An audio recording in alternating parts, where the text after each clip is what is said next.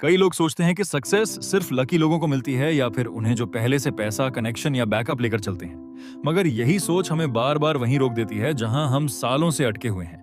जैसे invisible fence, जिसने हमें कंडीशनड कर दिया है बिलीव करने के लिए कि रिसोर्सेज लिमिटेड हैं। पर क्या सच में ऐसा है? The law of infinite supply हमें एक बिल्कुल अलग रियलिटी दिखाता है, जहां लिमिटेशन सिर्फ इल्यूजन है और एक्चुअल पावर हमारे माइंडसेट और बिलीफ सिस्टम में छुपी होती है। ये किताब न सिर्फ कॉन्सेप्ट सिखाती है बल्कि एक्शन में लेकर जाती है, ताकि आप ये फील कर सको कि इन्फिनिट सप्लाई कोई फैंटेसी नहीं बल्कि एक प्रैक्टिकल ट्रूथ है। तो चलिए अब स्टार्ट करते हैं, चैप्टर बाय चैप्टर अनकवर करते हैं। चैप्टर 1, सीमितता का भ्रम पहचानना। कई बार ऐसा महसूस होता है कि हमारे आसपास सब कुछ सीमित है। पैसे की तंगी, वक्त की कमी या अच्छे मौके दूर छुपे हुए हैं। आप दिन रात मेहनत करते हो, नई नई स्किल्स सीखने की कोशिश करते हो, फिर भी लगता है कि कोई इनविजिबल दीवार है जो आपको आगे नहीं बढ़ने देती। ऐसा लगता है मानो सक्सेस किसी और दुनिया के लोगों के लिए बनी है। लेकिन ये जो रुकावट दिखती है, असल में बाहर नहीं, हमारे भीतर होती है। एक ऐसा सोचने का तरीका जो हमें हमेशा कमी और रिस्ट्रिक्शन की नजर से सब कुछ देखने पर मजबूर करता है। किताब बताती है कि ये लिमिटेशन एक इल्यूजन है, एक पुराना प्रोग्रामिंग पैटर्न जो हमें बचपन से सिखाया जाता है। जैसे कि कंपटीशन में जीते बिना कुछ नहीं मिलेगा, या कि पैसे कमाने के लिए पहले से पैसा होना जरूरी है। हम अक्सर इन धारणाओं को सच मान लेते हैं और यही बिलीव्स धीरे धीरे हमारे माइंडसेट का हिस्सा बन जाते हैं। ये माइंडसेट वैसा ही काम करता है जैसे कोई स्लो वायरस जो हमारी ग्रोथ की स्पीड को साइलेंटली रोकता है। जब मैंने खुद ये समझा कि ये स्कैर्सिटी सिर्फ एक्सटर्नल रिसोर्स की नहीं बल्कि सोच की कमी है, तो एक शिफ्ट आया। पहले मैं सोचता था कि मेरे पास जो नहीं है उसी की वजह से मैं रुक गया हूं, जैसे टाइम, मनी या नेटवर्क। लेकिन एक दिन मैंने खुद से सवाल किया, क्या मैं उस चीज को देख रहा हूं जो मेरे पास ऑलरेडी है? क्या मैं अपने आसपास के रिसोर्सेज को एक्सप्लोर कर रहा हूं या सिर्फ कंपेयर कर रहा हूं? इसी सवाल ने मेरे नजरिए को बदला। मैंने कुछ पुराने कॉन्टैक्ट्स को रीच आउट करना शुरू किया, एक सिंपल स्किल को फ्रीलांसिंग में कन्वर्ट किया और छोटे छोटे एक्सपेरिमेंट्स किए। और धीरे धीरे ये समझ आया कि अपॉर्चुनिटी की कमी नहीं है, सिर्फ देखने का नजरिया संकीर्ण था। जब हम अपनी अवेयरनेस को एक्सपैंड करते हैं और इस थॉट को एक्सेप्ट करते हैं कि मेरे पास अब भी कुछ ऐसा है जिससे मैं शुरुआत कर सकता हूं, तो लिमिटेशन की दीवार टूटने लगती है। ये चैप्टर हमें यह सिखाता है कि अबंडेंस कोई लग्जरी नहीं है, वो एक चॉइस है, एक कॉन्शियस चॉइस कि आप अपने अटेंशन को क्या देखना चाहते हो, क्या महसूस करना चाहते हो।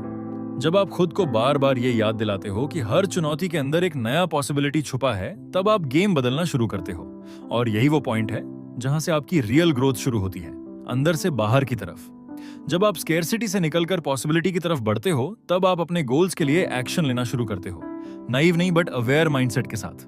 आप कंपैरिजन की जगह एक्सप्लोरेशन में लगते हो, और यहीं से वो मोमेंटम बनता है जो आगे आने वाले चैप्टर्स में और क्लैरिटी देगा। चैप्टर 2, अपने अंदर की आपूर्ति से जुड़ना। जब स्केर्सिटी वाली सोच धीरे धीरे हटती है, तब भी एक सवाल बचा रह जाता है, अब आगे क्या? कई बार हम अपनी एनर्जी का सोर्स बाहर ढूंढते हैं, जैसे किसी जॉब टाइटल में, किसी कोर्स सर्टिफिकेट में या किसी एक्सपेंसिव गैजेट में। लेकिन किताब हमें याद दिलाती है कि असली ताकत हमारे अंदर है, हमारे खुद के इंटरनल सिस्टम में। ये कोई बाहरी मोटिवेशनल वीडियो से नहीं आती, ये आती है जब आप खुद की वॉइस सुनना शुरू करते हो। इस चैप्टर की शुरुआत एक सिंपल लेकिन पावरफुल पॉइंट से होती है। माइंड की क्लैरिटी, इमेजिनेशन की फ्लो और काम डिसीजन मेकिंग किसी आउटर नॉइज में नहीं बल्कि इनर साइलेंस से उपजते हैं। किताब इस बात पर जोर देती है कि आप जितना टाइम इंटरनेट स्क्रॉल करने में लगाते हो, उसका सिर्फ एक छोटा हिस्सा अगर सुबह सुबह अपने साथ बैठने में लगाओ तो बहुत कुछ बदल सकता है। शुरू शुरू में जब मैंने खुद भी यह हैबिट शुरू की थी तो लगा जैसे कुछ खास हो नहीं रहा। लेकिन कुछ दिनों बाद जब एक मॉर्निंग में बिना फोन चेक किए सिर्फ आंखें बंद की और खुद से पूछा, आज सबसे जरूरी क्या है, तो पहली बार माइंड ने जवाब दिया।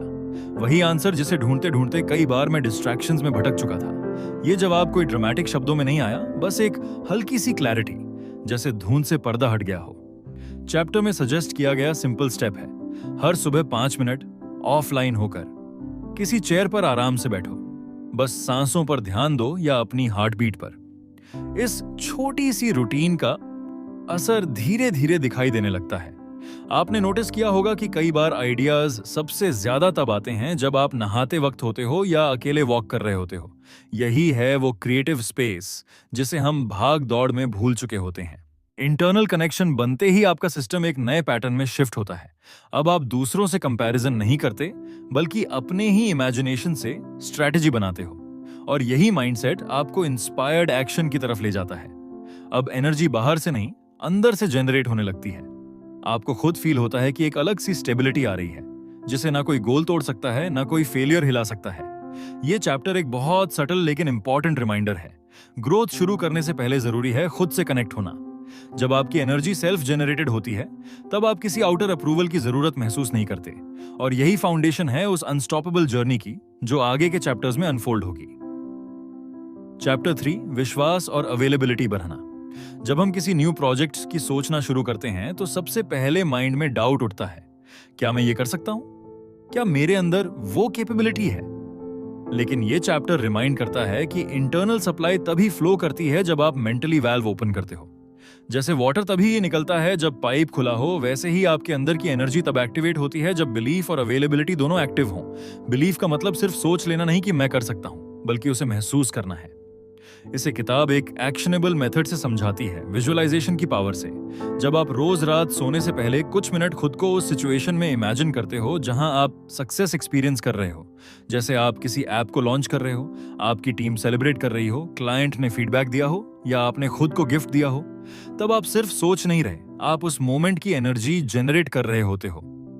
यही इंटरनल वाइब्रेशन कहलाती है, जो एक्शन से पहले सिस्टम को अलाइन करती है।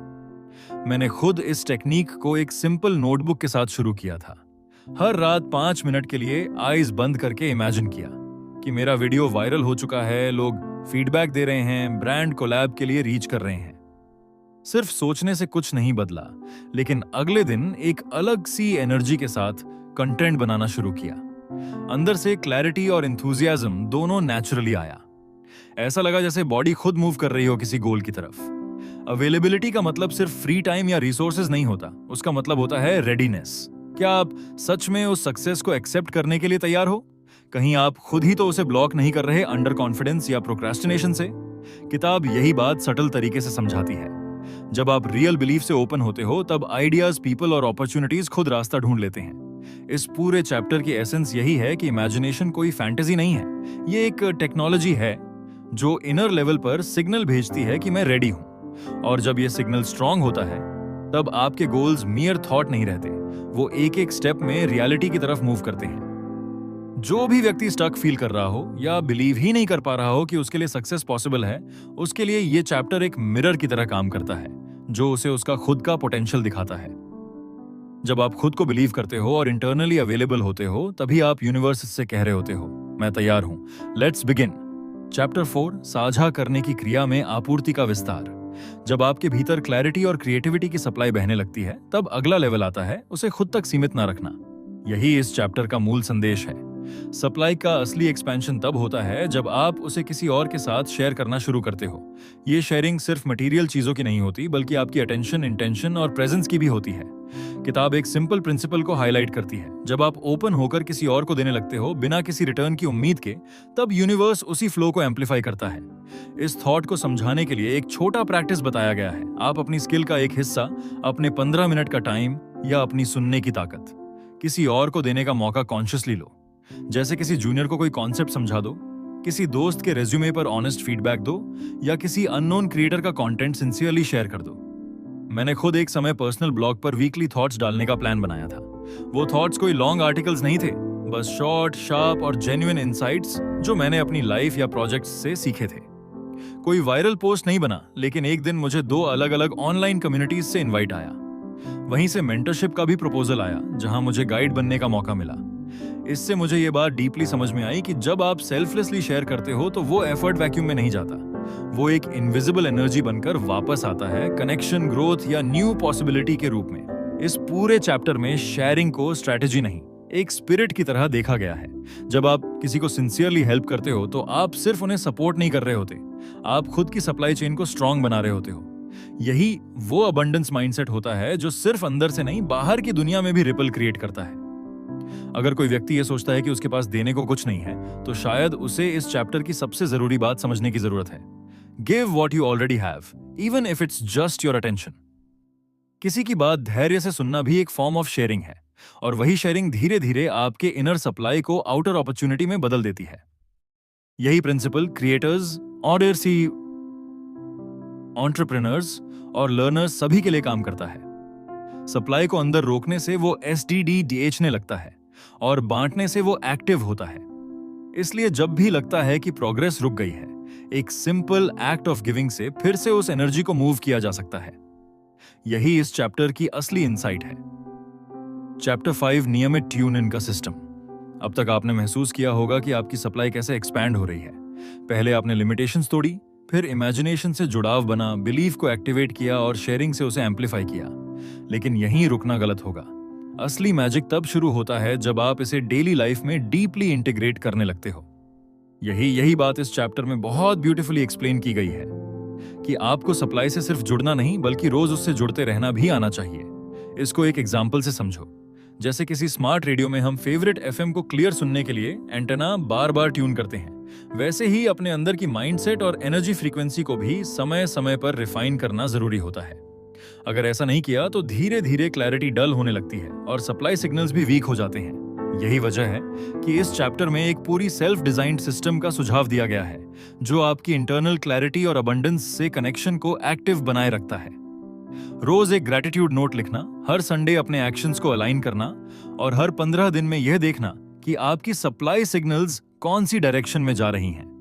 ये सब रिचुअल्स मिलकर एक ऐसा फीडबैक लूप बना देते हैं जो आपको रीसेट, रिकनेक्ट, रिसीव, रिस्पॉन्ड और रिव्यू करते रहने की आदत दे देता है। शुरुआत में ये प्रैक्टिस थोड़ी अनयूजुअल लग सकती है। मुझे भी पहली बार संडे अलाइनमेंट डायरी लिखते वक्त लगा था कि ये बस एक्स्ट्रा एफर्ट है।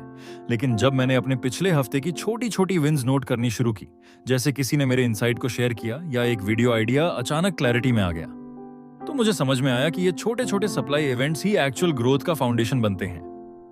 धीरे धीरे मैं एक ऐसी माइंडसेट में आ गया जहां अटेंशन खुद ब खुद उन चीजों पर जाने लगी जो वैल्यूबल थी। ऐसा लगा जैसे मैंने खुद अपने गोल्स के लिए एक GPS सेट कर दिया हो जो हर रोज अपनी दिशा खुद तय करता जा रहा है। और जब आप अटेंशन सप्लाई पर रखते हो तो सप्लाई भी अटेंशन की रिस्पेक्ट करना शुरू कर देती है। ये एक कॉन्शियस लाइफस्टाइल बन जाता है जिसमें आप अपने अंदर के सॉफ्टवेयर को डेली अपडेट करते हो। ना कोई नॉइज, न कोई अननेसेसरी डिस्ट्रैक्शन, सिर्फ एक फोकस्ड रूटीन जो आपको भीतर से रिचार्ज करता रहता है।